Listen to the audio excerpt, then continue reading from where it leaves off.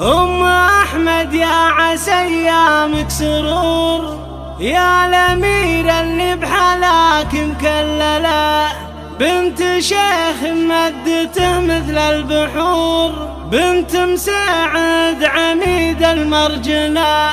اقبلي يم العريس بدر البدور، وافرحي وتبختر أيام مذهلة، وافرحي وتبختر أيام مذهلة. مرحبا والهلا الأشكر والبخور، للضيوف ومنعنا نستقبله، ارحبوا واهلين يا جمع الحضور، يا وجيهم بالسعادة مذبولة، في لفاكم الحصري والمميز فقط على استوديو لقاء الأحبة.